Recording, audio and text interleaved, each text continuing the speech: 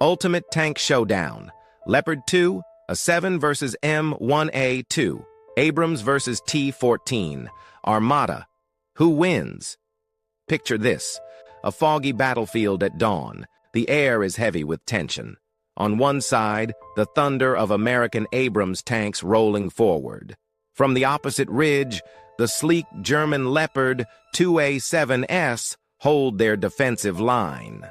And then, from the shadows, the futuristic silhouette of Russia's T-14 Armata emerges, unmanned turrets scanning like a predator. In the ultimate battle of modern armor, which of these engineering marvels would come out on top? The answer isn't as simple as firepower alone. It lies in history, doctrine, and the hidden philosophy of armored warfare. History and philosophy. M1. A2. Abrams, USA. Let's start with America's M1 Abrams. Born in the late Cold War, it was designed around one clear mission: to smash through Soviet armored divisions in Europe. U.S. doctrine emphasized aggressive, high-tempo warfare. Speed, shock, and overwhelming firepower were the cornerstones. The Abrams reflects that philosophy. It's a heavily armored behemoth powered by a gas turbine engine, essentially a jet engine on tracks. Its design prioritizes survivability for its four-man crew, sustained firepower in long battles, and the ability to operate far from home, thanks to the United States' unmatched logistics. Leopard 2A7, Germany. Now compare this with Germany's Leopard 2. Developed by Krauss-Maffei in the late 1970s, it was a direct descendant of the Wehrmacht's focus on precision engineering and armored dominance. But post-war Germany had a different mission: defense. The Leopard 2 wasn't designed to storm into Moscow.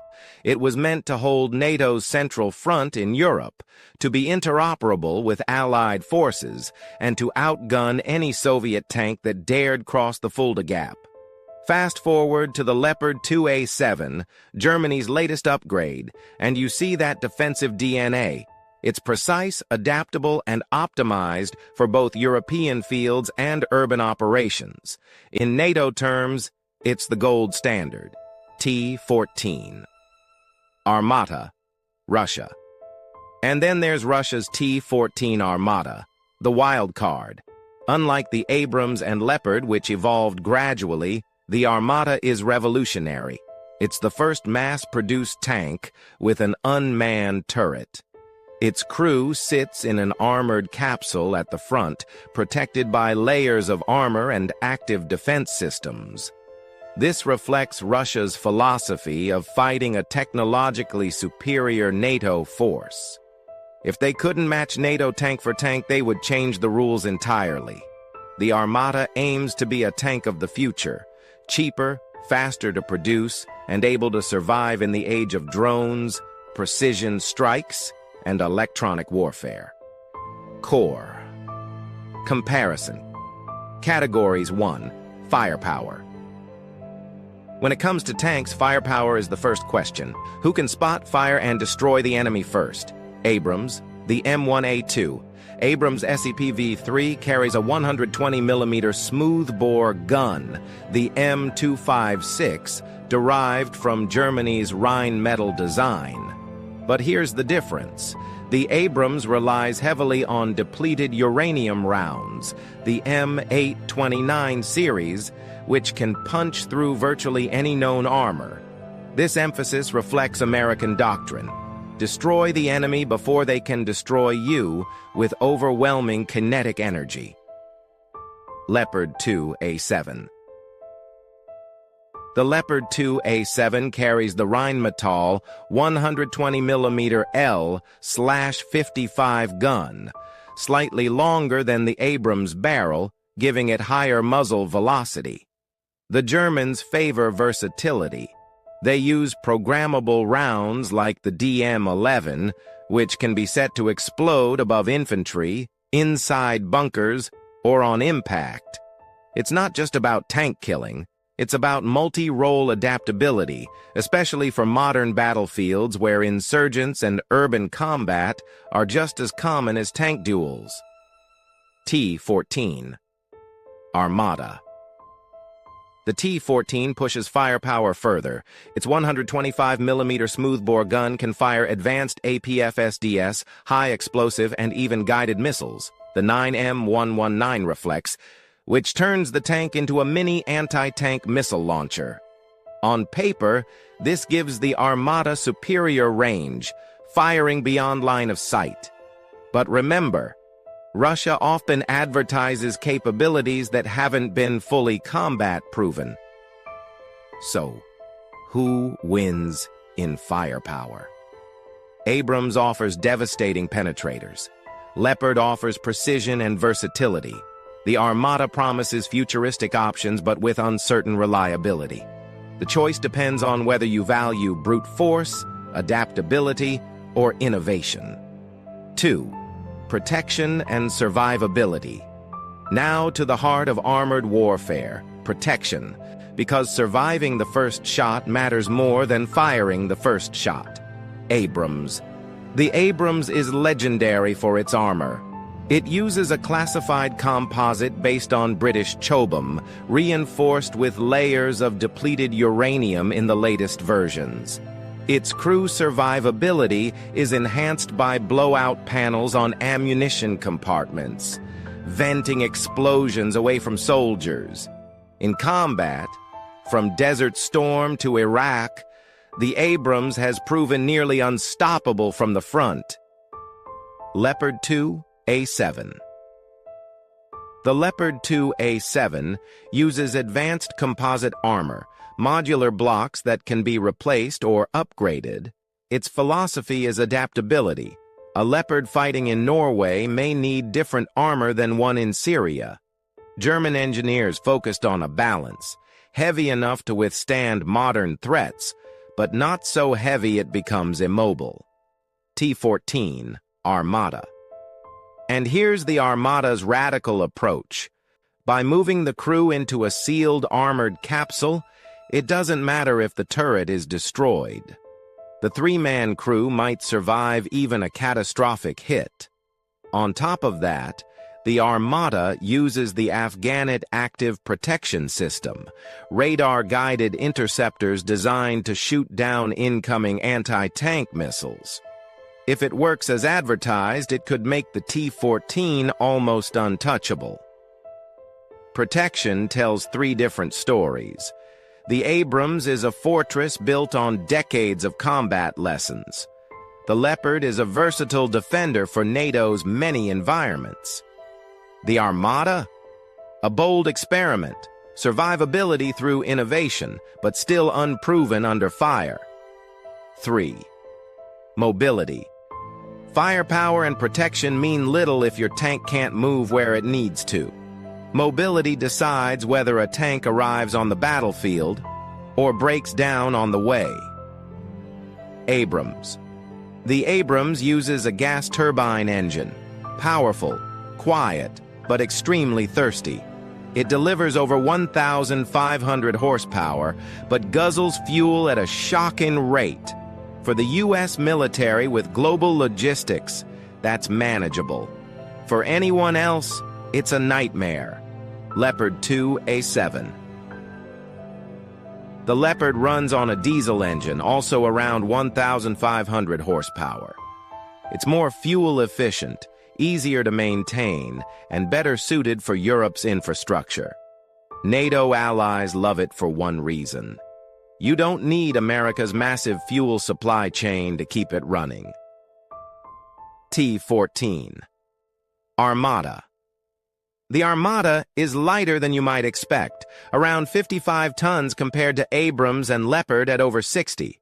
Its diesel engine gives it agility, especially in Russia's vast open terrain.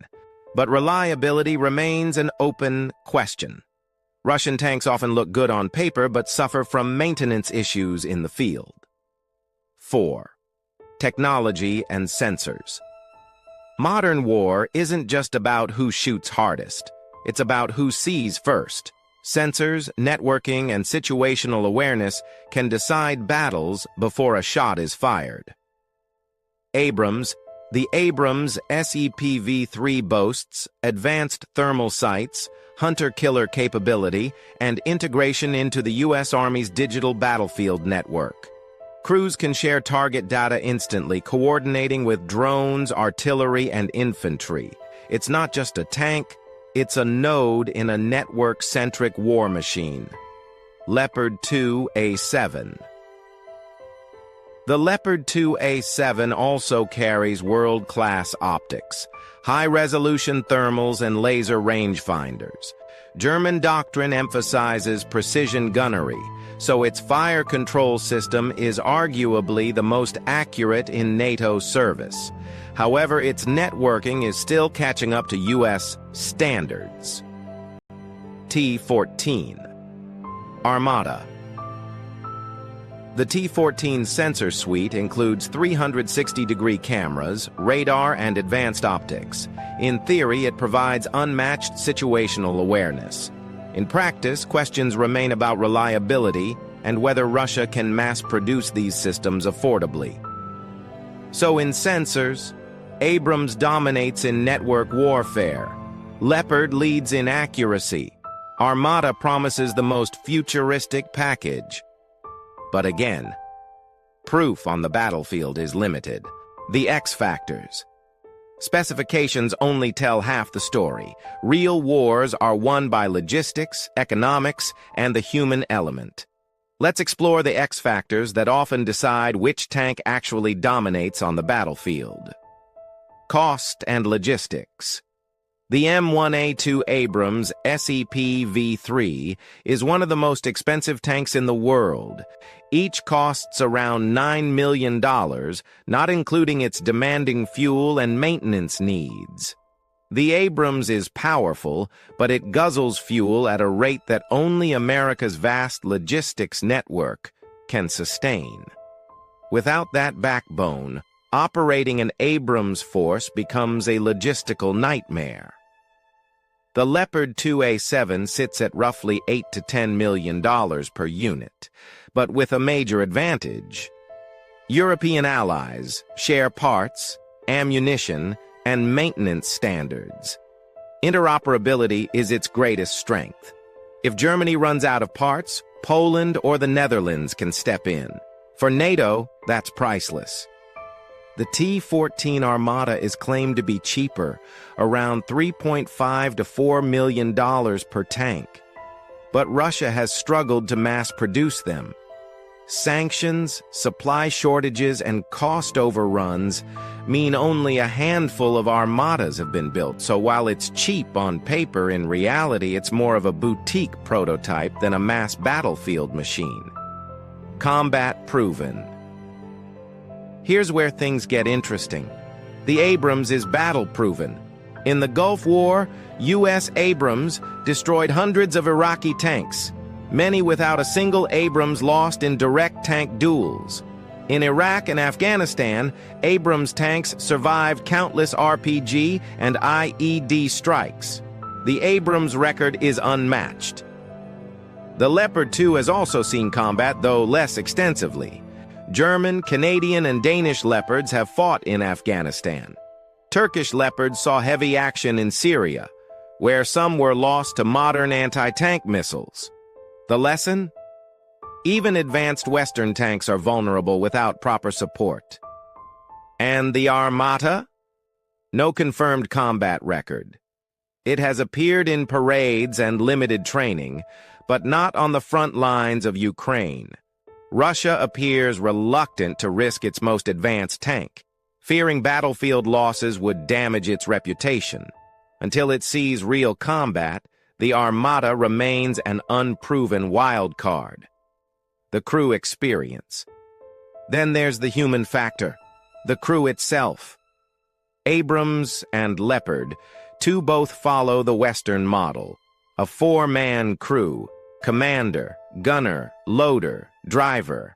Having a human loader may seem old-fashioned, but it offers flexibility under stress and keeps the tank fighting, even if automation fails. The T-14 Armata, by contrast, uses a three-man crew, isolated in a sealed armored capsule. In theory, this makes them safer, but it also places enormous reliance on automation. If a loading mechanism jams in the middle of combat, there's no human to fix it under fire. That's a gamble Russia is willing to take. Conclusion and verdict.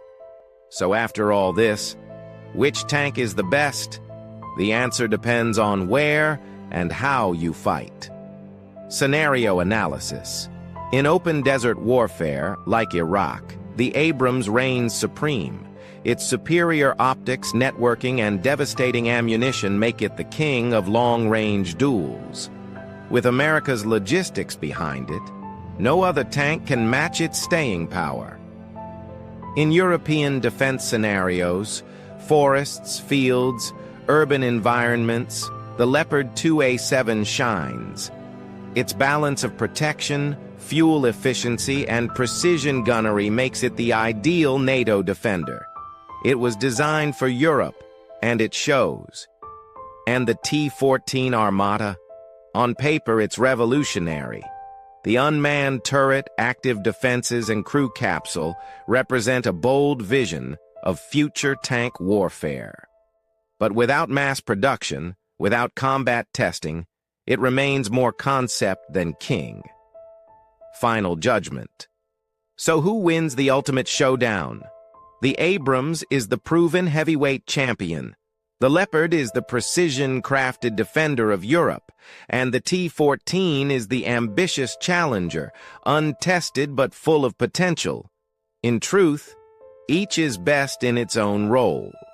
If I had to bet on one today, I'd choose the Leopard 2A7 for its balance. But in sheer destructive power, the Abrams still sets the gold standard. And the Armata, well, it's the tank of tomorrow, if it survives today. And now, I want to hear from you. Which tank do you think would dominate the battlefield? The American Abrams, the German Leopard, or Russia's T-14 Armata? Comment below, because your insights make these debates even sharper.